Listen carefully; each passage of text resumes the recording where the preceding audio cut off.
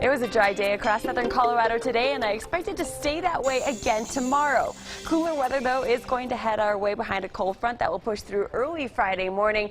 We do have a pretty nice weekend ahead, though. I will track that forecast for you coming up in just a minute. I want to get you through your Thursday first, though. Temperatures tonight will be falling back into the 50s and 60s for the lower elevations, with 30s and 40s up across the high country.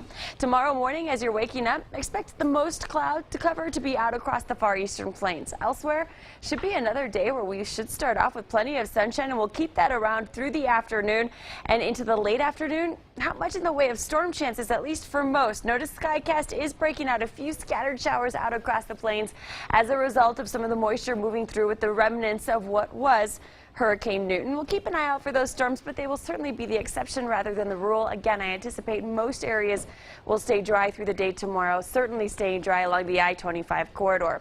High temperatures tomorrow will be getting back into the 80s and 90s, so very similar temperature-wise to what we had out there today. We'll hit 84 in Colorado Springs, 90 in Pueblo, with temperatures in the low 90s for La Junta, upper 80s though in Lamar. We'll hit 80 degrees in the San Luis Valley. Checking out your 7-day forecast, temperatures are going to drop off. Our cold front pushes through early on Friday and will drop us back into the upper 70s. So not bad, just a little cooler than it's expected to be tomorrow. With that cooler air moving in, we'll also have a slight chance for storms Friday afternoon, but it doesn't look like we'll end up with anything severe. Saturday looking to be dry, 76 degrees will make it feel a little cooler.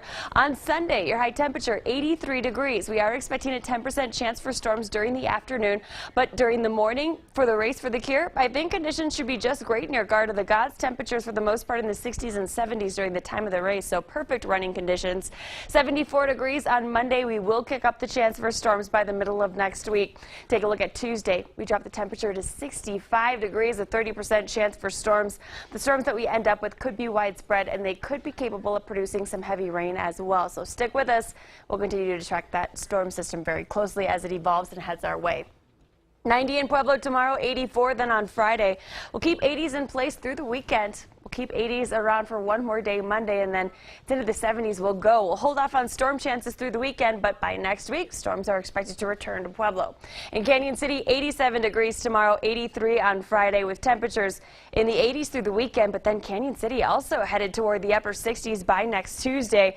And if you think 60s sound cool, take a look at how chilly it's going to get in Teller County. By next Tuesday, 55 degrees is the high temperature, some noticeably colder air heading our way next week. Until then, though, 60s and 70s sure don't sound too bad. If you have any plans outdoors Thursday or Saturday, things should be okay. Friday or Sunday, you may get chased inside by an isolated storm in the afternoon, but all in all, looking like a pretty quiet stretch of weather here through the weekend. Things will, as I mentioned, though, get pretty interesting as we head into the end of the work week next week. Ooh. We'll continue to keep a close eye on that storm, but 'tis the season where we'll start getting more and more of those high temperatures in the 50s and 60s. So just a taste of what's around the corner. Yeah, love this time of year, too. I do, too. Weather is calm.